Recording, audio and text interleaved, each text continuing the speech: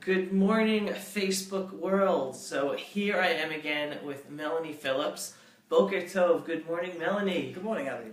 So we're still got such great news to talk about. It's filled with all this stuff going on. There's a lot of it about. A lot of it. And now, here, we're Trump and the court system. What is your insight in what is going on the United States, right? His ban of 7 countries, of potential terrorists from 7 countries that happen to be Muslim, and the court system, the 9th District Court, has basically shot it down for now. Well, I read the judgment of the 9th District Court, and I mean, I'm not a lawyer, but I know a little bit about law, and I read a number of prominent lawyers who commented on this judgment. Right. And in legal terms, it was seen that the judgment was very problematic indeed, in a number of ways. For example, it gave credence to the idea that this was a Muslim ban, not in itself, but right. because President Trump, when he was candidate Trump, right. had said disparaging things about Muslims. Now, first of all, he didn't, in my view.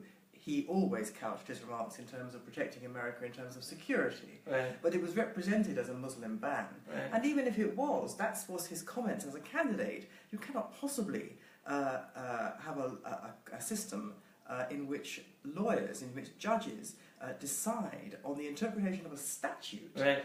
on the basis of what the candidate, when he was a candidate, said when he was Right. a candidate. That's completely ridiculous. In fact, the judgment made no mention of the statute. I mean, here they were being asked to give their opinion on whether it was a correct interpretation of the relevant statute. Yeah. They didn't even mention it. It was riddled with stuff like that. And not surprisingly, various lawyers have said, it wouldn't stand before the Supreme Court. It will be shot down. Now, having said that, the case that Mr. Trump's team put to the court, in my view, from what I've read of it, and this may be partial, was appalling. I mean, it's obvious to me that when the court said that we have seen no evidence of any terrorist activity committed by anyone who has come to America from this list of 7 countries. Now, I know there are dozens of such instances, but the problem was the court never heard that evidence. The judge said to the Justice Department woman, "Where is the evidence that anyone has committed terrorist offences from these 7 countries?" And she said some words to the effect of, "I haven't got that information." Now, a court can only rule on the basis of information before it. Right. So that was appalling. And thirdly, and as I wrote on my blog, the implementation of that order was itself appalling. It was chaotic, it was unfair, it was indiscriminate in the true sense of the word. It caught people in transit, it caught people who had every right to be in America. I'm very sympathetic to what he was trying to do.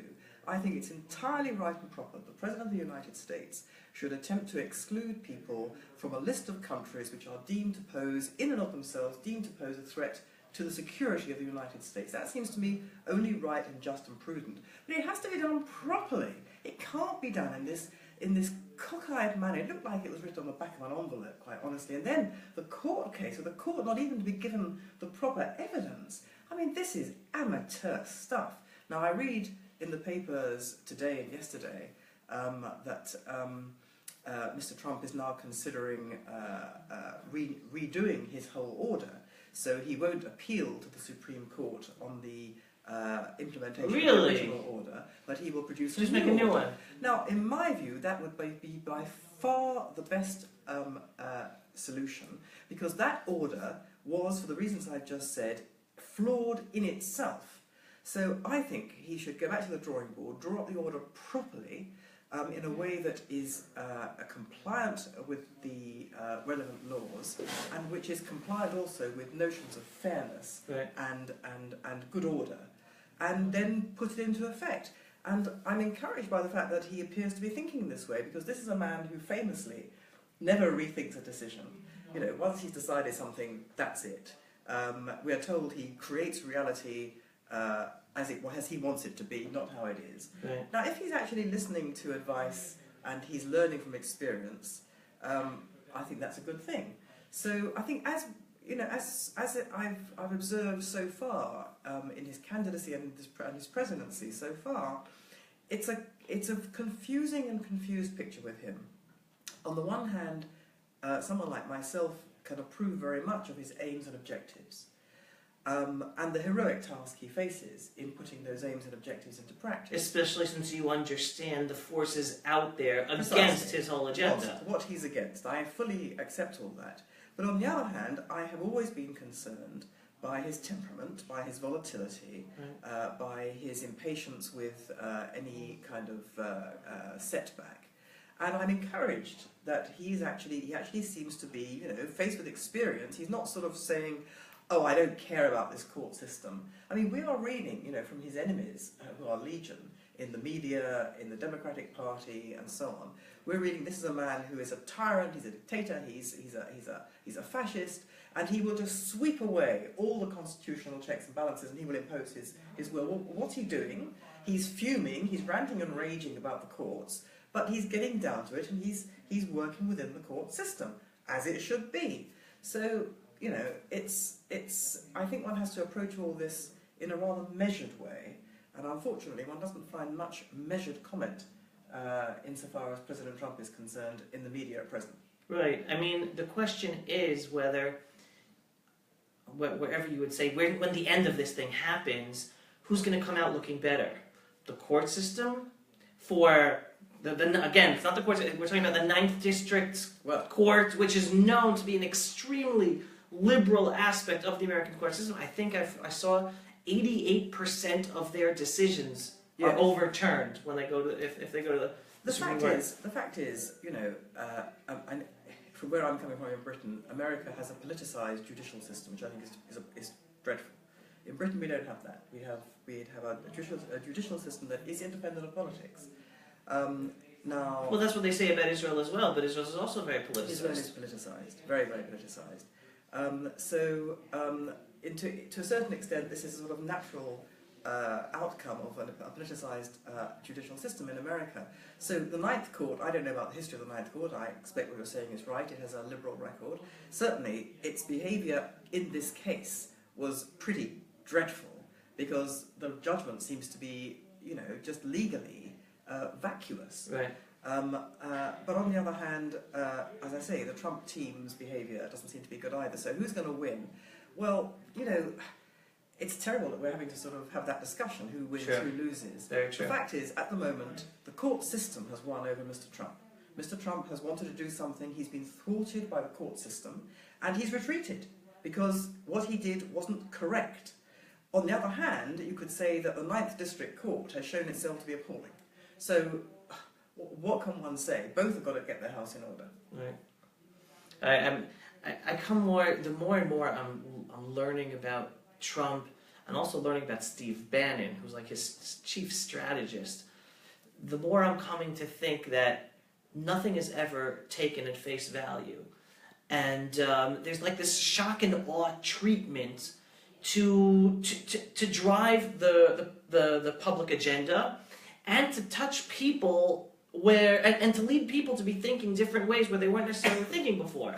So what makes sense to me is the second the Ninth Court just ruled against his executive order, and especially if he goes in the direction you're talking about not going to the Supreme Court, but going with a new executive order, he basically has led the populace, or his supporters and those sitting on the fence, to be more, again, in a strategic manner, to be more ashamed, like, wait a second, that doesn't make sense. I guess there were problems with the executive order, like you said, but that not problem enough to be struck down by the court system, and then for more and more people to be questioning the liberal bent of the Ninth District Court system. Again, that's just part of my thinking as I'm thinking more and more of whatever strategy can be behind Trump and Bannon. I don't think this court thing is a strategy.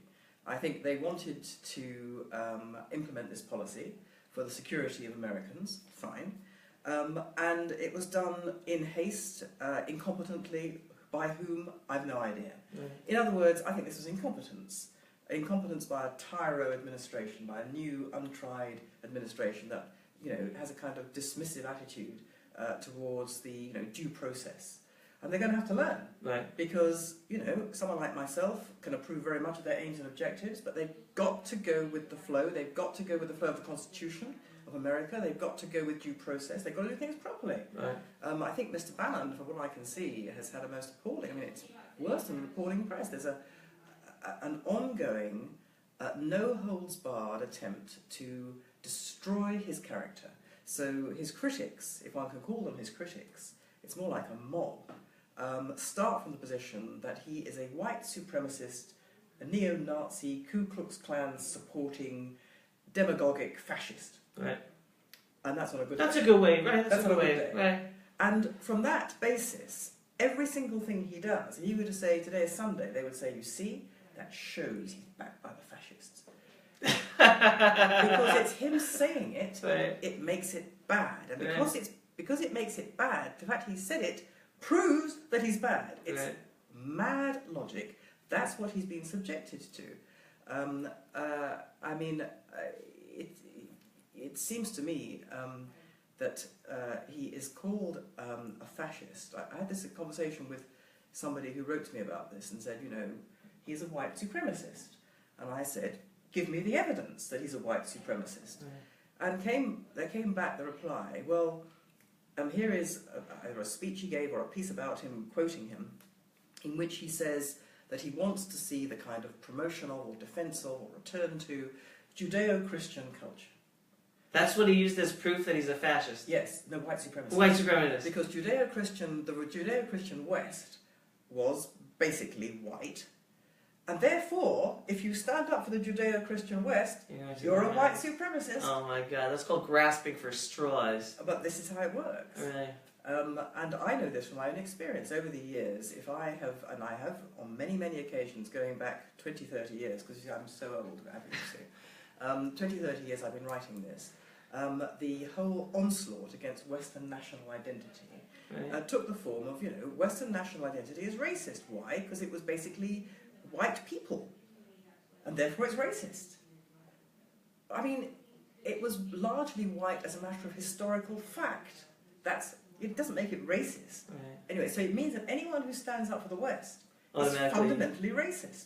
That's how it works. Mad? Absolutely. But that is the dominant motif. Right. And I think Steve Bannon is, to a very large extent, the victim of that. If anyone has evidence that he is actually, you know, something very much worse, I'd like to see it. Right. So far haven't seen it. Right. All right, so that's our conversation about Trump and Bannon. Now we're going to go to Trump and Bibi. Ah. Now we're going to Trump. What is it? How to get away with that? Jews are white? Yes, exactly, Brian. Great. Jews are not white. We are all colors. We are a nation of all colors. Exactly. We're not white, and that's a very important point. So Trump and Bibi, this is the week. We finally have the meeting we've all been waiting for. Or should we be waiting for? Prime Minister Benjamin Netanyahu is going to be meeting Trump, and finally we'll have an understanding of the direction Israel will be taken after that in terms of, I don't know, setting those expectations with President Trump. What's your insight about what we're going to see this week? I have no insight. I don't know. Wait, Bibi didn't talk to you know. for advice on what he should say? Alas. All I know is what I read, and all we're ever going to know is what we're going to be allowed to see. Agreed. And there will be a presentation to us, Great. the world, about the relationship between America and Israel. And it will be a statement of incredible strength and support and mutual love and support. And I'm sure to a large extent that's going to be true. Because from everything I've seen and read about President Trump, he is genuinely warmly disposed towards Israel, more than warmly disposed. And from the point of view of Prime Minister Netanyahu, I can only imagine the relief he must feel in not having to deal with one of the world's great Israel bashers in President Obama, and instead having a president who is so supportive. Having said that, I suspect that uppermost on the agenda will be Iran, and then there'll be the question of the Palestinians. Now, on the first issue, I think that, from what I can see, President Trump and Prime Minister Netanyahu are marching absolutely in lockstep with each other. They think that, you know, the Iran deal was a terrible deal. The question is what to do about it. From what I can see, Mr. Trump's preferred mode of dealing with this is to hold Iran's feet to the fire, to police that deal in a way which will jump on Iran as soon as there's any sign of backsliding. Right. Whether or not Prime Minister Netanyahu thinks that's enough, I don't know. And I don't know whether it is enough. I'm reading persuasive accounts, persuasive analysis, which says that the Iran deal is unpoliceable. Unpoliceable? Yes, because it's innately bad. And so you just have to get rid of it. Now, this is quite complicated, and I think it requires a cool head to deal with this. The Iranians are not stupid. They must be perplexed by President Trump. I mean, the Iranians have played the West like a grand chess master for all these years. They've been able to predict exactly what the West is going to do. And it's apropos you're using grand chess master, because they are experts at that's their thinking, chess minds. And for the first time, they've got a president in the White House that nobody can read. So that's good, because it means that the Iranians are, off balance.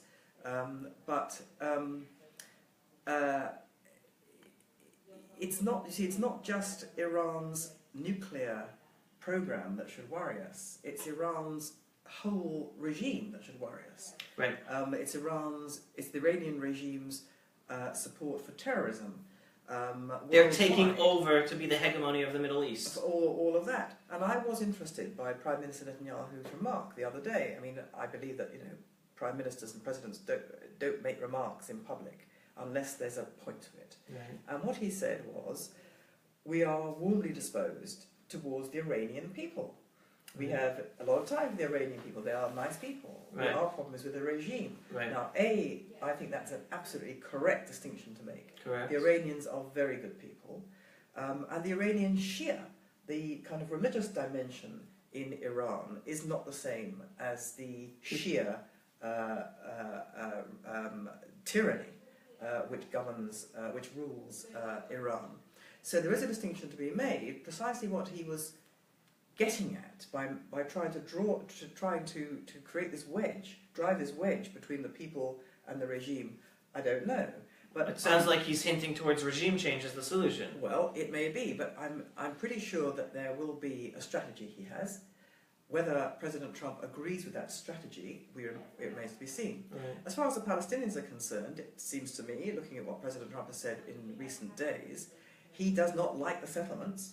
He thinks the settlements I think he said that increasing the number of settlements at this time is not a good idea. On the other hand, I think he's also said the settlements are not the problem, are not the stumbling block to correct. peace. So I think he probably has quite a, may I say it in respect of President Trump, nuanced position on this, that he thinks that, adding to the number of settlements is not helpful. Now, is Israel adding to the number of settlements? There's a whole argument to be had about that. No, it's not, say some people. Yes, it is, say some people. Okay. So what I'm saying is that Trump is not he's not completely gung-ho for, it's just Israel can, do what it likes. He's not saying that. He's saying something more circumspect than that. Is that helpful? Don't know yet. We'll see. We'll see how this translates into practice. I draw a distinction between words and deeds. And words are easy, very easy. But we need to see the actions that follow. See, the thinking that I have on Trump, and let's put Iran aside for sure. Iran's going to be the #1 issue. First of all, I don't think we're going to hear any big statements from Trump and Bibi in terms of the peace process, the two-state solution. I think both of them want to keep between them what their overall plans are. The one thing I'm getting from Trump is the message about settlements that I've been getting from Trump, from his words. He has nothing negative to say about them, especially since beforehand he said they're not the obstacle to peace. He's just become nuanced in saying, let's not build new settlements now because it doesn't bring peace. Exactly. Not that it's stopping peace, but it won't bring peace. Mm-hmm. So he's not saying anything negative about the settlements, and the message I've been getting is he's basically saying stop making announcements. Like, yes. do, and then I won't have to say anything about it. Stop making announcements. I agree with Don't that. make a big... So part of his overall strategy, and I think Bibi's going to be the same way, and many of us, and I'm saying people of my ilk, our ilk as well, are going to be disappointed because they're not going to come out with any bombastic statements like build, build, build. No, that's not going to be happening. I think the biggest question we're waiting to see is whether there's going to be a mention of the two-state solution. Everyone is sort of expecting that now, with the understanding that the two-state solution is dead, they had a 10-month settlement freeze, they had 8 years of the most pro-Palestinian state president ever, pressuring Israel and Prime Minister Benjamin Netanyahu like never before. It's impossible for there to be a two-state solution because we're not the problem, they're the problem. Is Bibi finally going to say, hey, we need other solutions, this two-state solutions thing is dead? That's what people are sort of hearing what's going to be said about the two-state solution. My view about all this is that everyone should be starting from a completely different place, including the Israeli government. And not just this Israeli government, but all Israeli governments. Everyone's starting from the position of, what is the solution? Is the solution Greater Israel, annexation, Judea and Samaria, it's ours? Or alternatively, two-state solution, Palestine state? But the question is, what is the solution? My suggestion is, before you ask what is the solution, you say, what is the problem? Right. What is the problem to which we need a solution? Right. And the problem is not that this is a dispute over land boundaries, which is what the two-state solution or the annexed Judea and Samaria solution are supposed to solve. The problem is that you have an Arab world through the Palestinian leadership which wishes to destroy the state of Israel as a Jewish country. Right. And in that aim, it has been constant for the last 100 years. That is the essence of the problem. And then you ask yourself why this problem, alone of all the geopolitical disputes in the world, continues without end. And the answer to that is that the reason why this problem continues without end, this problem of a willed extermination of the Jewish state of Israel, why it continues without end, is that it has been supported, sanitized, and incentivized by the Western world. Correct. Britain, Correct. America, and Europe. Correct. And continues to this day. They continue to this day to offer the prospect of reward and incentive to the people who wish to destroy Israel. Correct. That is what has to stop, and what has to start is for the Palestinians' feet to be held to the fire. They have to be told, in my view, you get nothing from us until you stop this aim of extermination. You get no money, you get no diplomatic recognition. We do not regard you as statesmen in waiting. We regard you as gangsters and as people who wish to exterminate another people. And just as we do with the civilized world has done, or thinks it's done, with similar situations in the past, we hold people who wish to exterminate another people to be outside the boundaries of normal human society until you reform your behaviour. Right. Once you reform your behaviour, then we can then sit down and talk. Right. That's what has to happen. And you know, the money that's going into the incitement, funding Palestinian incitement to hatred and to murder, has to stop. It's the West that's been funding it. Right. So there's no point in the leaders of the Western world and or the government of Israel all standing together by a microphone saying, we are united in support of Israel. It's pointless. While the West is continuing to incentivize, sanitize, and be effectively party to an exterminatory program directed at the state of Israel. Right. I mean, something I've been saying for years, which follows what you're saying, is we will be living in peace with our Arab neighbors when the world gets out of our business. No, it's not about a piece of paper. It's not about a peace agreement. We will be living peacefully with our Arab neighbors, people on the ground, and again, we live in Jerusalem, I live in Judea and Samaria, and Gush Etzion. I know this. We'll be able to live peacefully the second the world stops funding and appeasing and allowing this to continue. So, yeah, I agree. I guess we're going to wait and see what the meeting, what's going to be said and what's not going to be said. What we're going to be told, what we're not going to be told. And then we'll all be busily interpreting what we haven't been told. That's right. To work out what we should have been told. That's right. So next week we can talk about what we weren't told in between the lines, what the press is writing, what isn't writing. All right, but this is wonderful because now we just jumped into Trump and the USA, Trump and Bibi Netanyahu, and I know you have what to say about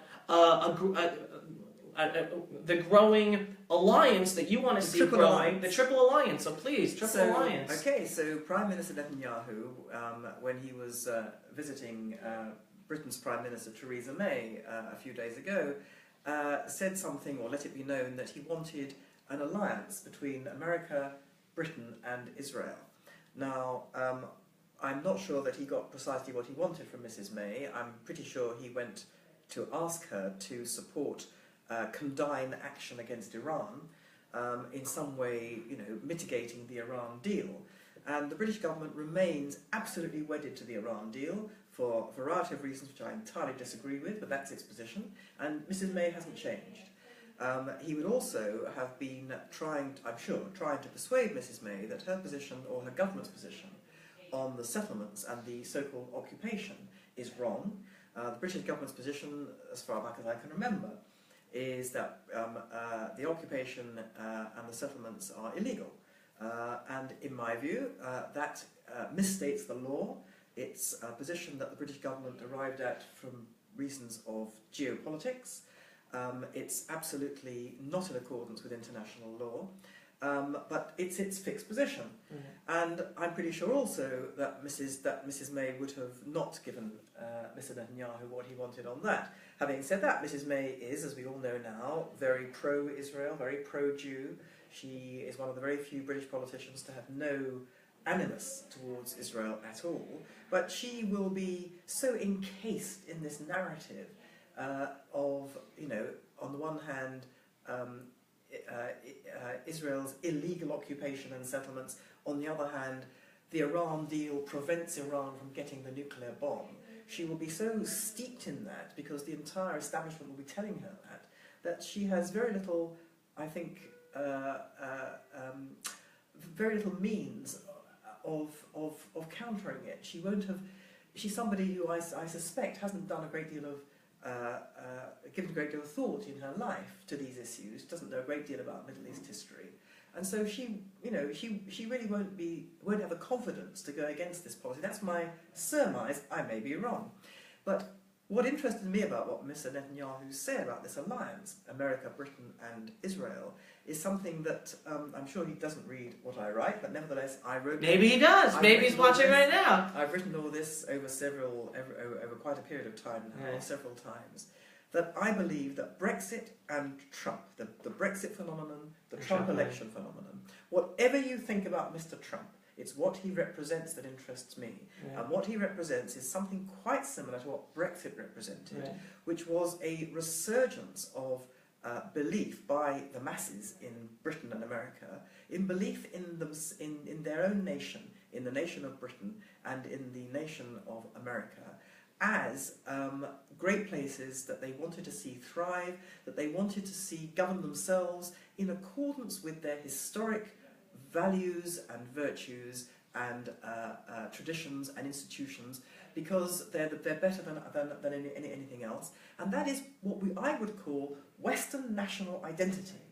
Now, this has been suppressed for the last several decades. We've been told that any expression of Western national identity is racist, that the only way forward is multiculturalism at home, and abroad it has to be supranationalism. We have to deny the primacy of our national parliaments or governments and laws, and instead we must all put ourselves under the umbrella of supranational bodies and institutions like the sainted United Nations, like the sainted European Union, like sainted international law on human rights, international European Court of Human Rights, and so on. Because these represent kind of the brotherhood of man, and therefore they're not racist, they are inclusive, and national entities exclusive, etc. Now, this has brought the West to its knees.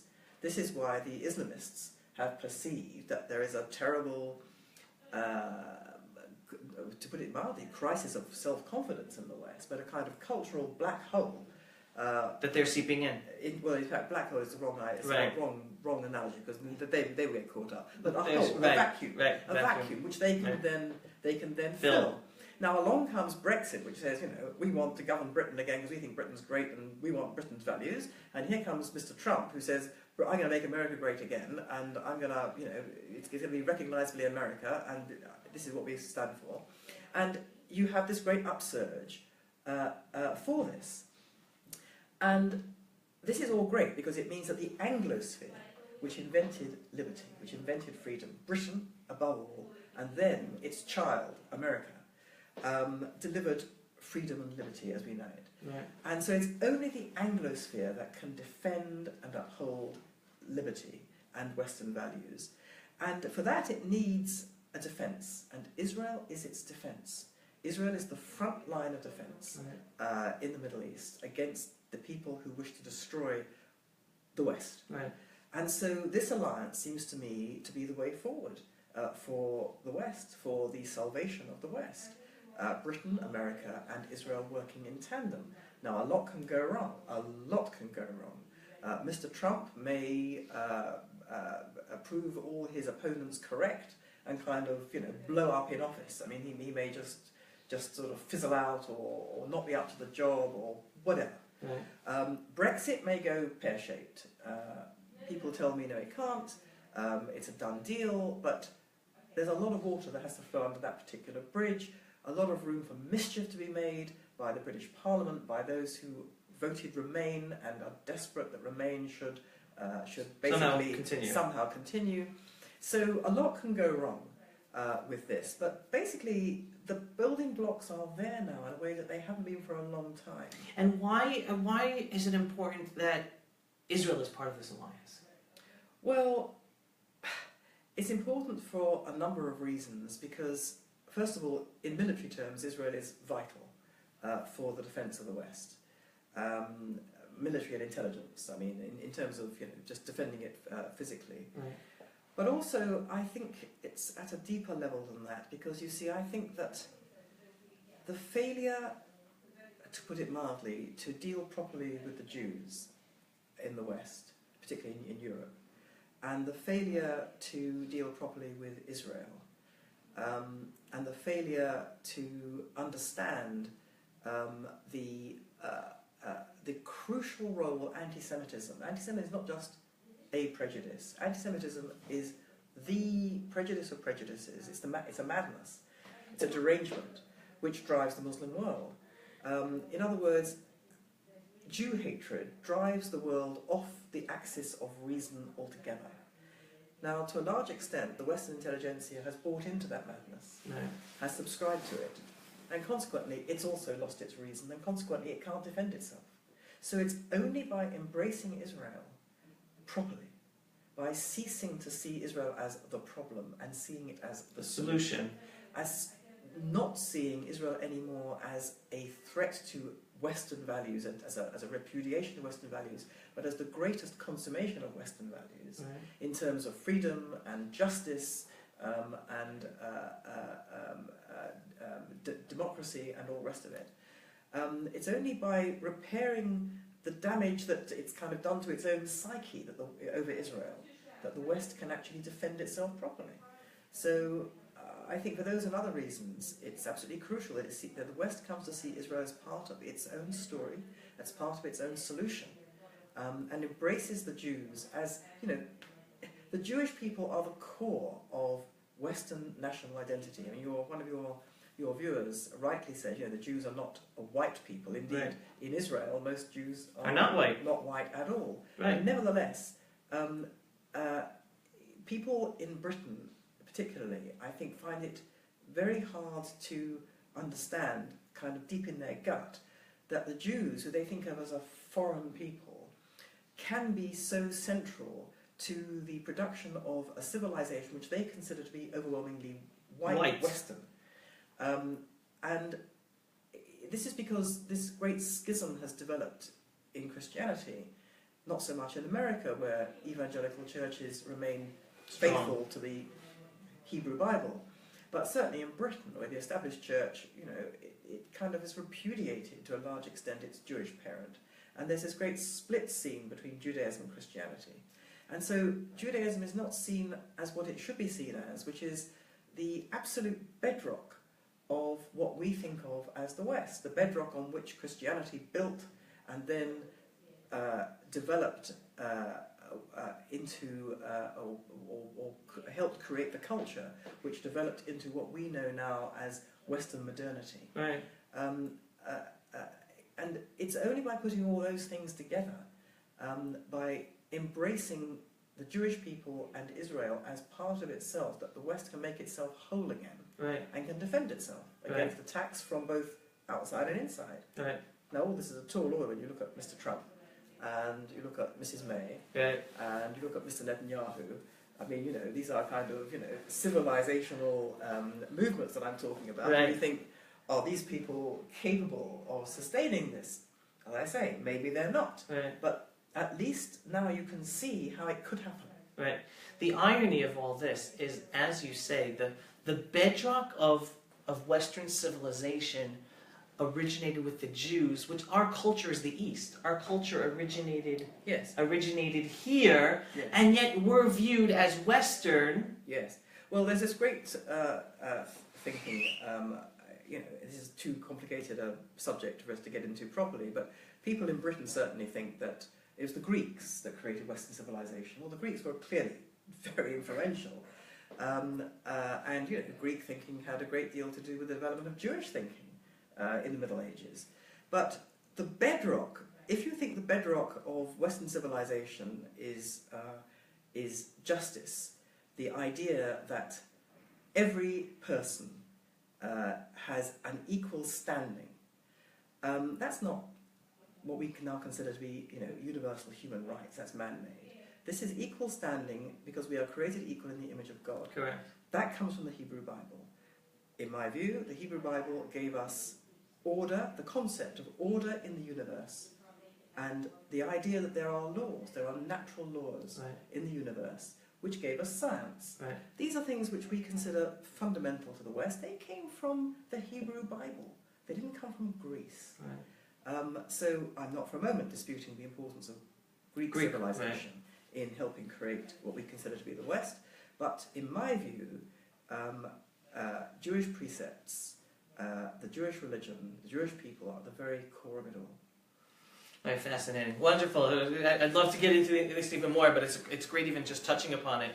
So we're going to jump now from the trilateral arrangements, which you're talking about, Israel, Britain, and the United States, and we're going to jump to the United Nations. I don't know, we just have these headlines this morning of the United Nations, where, first of all, let's start with the positive. The positive, for the first time ever, not ever, the first time recently, the United States, under Trump, just vetoed the placement of a Palestinian Authority ex-official who's associated by the United Nations under the Palestine state, vetoed his placement as an official UN envoy, saying we want to stand with Israel. So that's good news.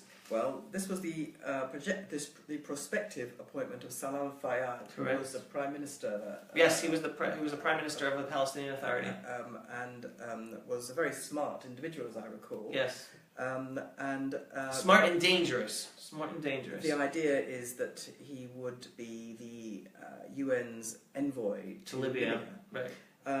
And it's remarkable, and I think very heartening, that the Trump administration has vetoed this on the basis that he was put forward as representing a state of Palestine. That doesn't exist. There is no state of Palestine. Right. And, you know, this is the lie that the UN is trying to bring into being. You know, it's the imposition of a state of Palestine, which is a fiction. It has no legal validity. It has no validity of any kind. The attempt to impose it, is an attempt to bypass completely any resolution on the ground between Israel and the Arabs who want to destroy it, and impose a state of Palestine, which many in Israel fear, and I share their fear, would be simply a launching position for the projected destruction of the State of Israel. Right. That was what the State of Palestine was always intended to be, Right. according to the Palestinians themselves. So the idea that the UN should conspire in this monstrous idea is appalling. And the idea that it should kind of be trying to create this as a kind of created fact by, you know, putting forward this man on the basis that he represents this fictional state is something that the Trump administration is quite right to stop. But I read also That's that right. there's a quid pro quo being Yes, proposed. yes, they're trying to come up with a deal. Which is a little surreal, which is that Tzipi Livni, Right. the controversial, I may say that. Here in Israel, controversial Tzipi Livni, right? Left-wing Israeli politician is being promoted or touted as a prospective Undersecretary of the United Nations. some sort of senior position at the United Nations. This is considered to be a quid pro quo for Salam Fayyad. Well, if Tzipi Livni went to the United Nations, I would say that Israel's gain is the United Nations' loss. I love that line. Tzipi Livni... But Israel would gain by being rid of Tzipi Livni, and therefore the United Nations would be at a loss because they gained her. Exactly. Right. So, Tzipi Livni and the United Nations are, to a certain extent, a marriage made in heaven, or do I mean a marriage made in hell? But anyway, I'm sure they'll be very happy together. But anyway, the idea of a quid pro quo... Right, that's the bad news here. I don't like quid pro quos. And, the idea that Tzipi Livni can kind of, even if one thinks that Tzipi Livni is a great politician, even if you give her that sort of kudos and standing, the idea that any Israeli politician can actually alter the dynamic of the United Nations is, in my view, false. Right. There's one thing that has to happen to the United Nations. America has to withdraw its funding. It has to stop funding it, just like it has to stop funding the Palestinian incitement. It has to stop funding the United Nations, because the United Nations is a corrupt body which promotes not world peace but world unrest and sanitizes and supports and promotes world tyrannies, and that has to be stopped. Right. Where the world tyrannies actually are the cats watching over the milk. Absolutely, yes, the fox in the hen house. Fox in the hen house. So Exactly. the idea that Tzipi Livni can by her appointment that it would change things. Exactly. It reminds me of the joke about the biblical zoo. There is a lion who lies down with a lamb, and every day somebody goes and looks, and there is the lion lying down with the lamb, and he says, "How can this be?" And the answer is, "Well, every day we get a new lamb."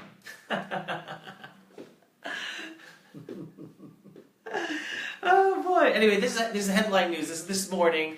We don't know what's going on about this, but I'm going to take it from the negative angle. It's like, how could they think they could bribe us into convincing Trump to allow an official of the non-entity Palestine state get a position by allowing an Israeli to have a position? Like, how could they? That's the negative.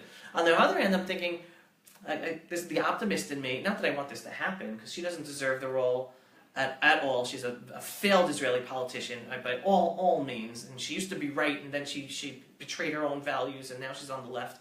But on the other hand, they're thinking, oh my God, by us bribing Israel, we're going to be able to solve things. Just the thinking, I'm just thinking optimistically of the thinking of going in that direction, even though obviously I don't want this to happen, and I think it will be bad. Well, it has the smell of a deal, and we have now the great deal maker in the White House. I don't know where this prospective deal has come from. You're assuming it's come from the United Nations. Not necessarily. Sure. It may have come from somewhere in America. We don't know.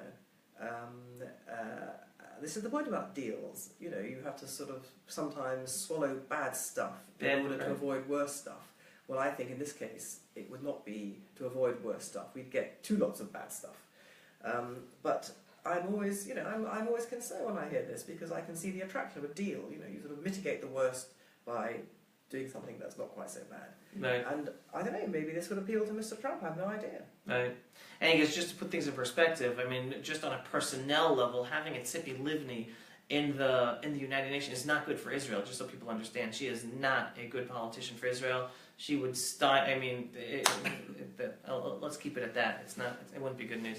All right. Well, we've talked about so much this morning. We've solved the world's problems. The world, the universe, and beyond. All right. Well, Melanie, thank you so much for being here. And again, if you came in the middle, listen. We talked about Trump and the 9th District Court system, about the ban on the 7 Muslim countries. We talked about the Bibi and Trump meeting. We talked about the trilateral alliance that Melanie is talking about. Bibi is trying to create between America, Israel, and Great Britain, and then the UN deal going forward that we just spoke about right now. So thank you so much, Melanie. Thanks, Ellie. We're going to have plenty to talk about next week.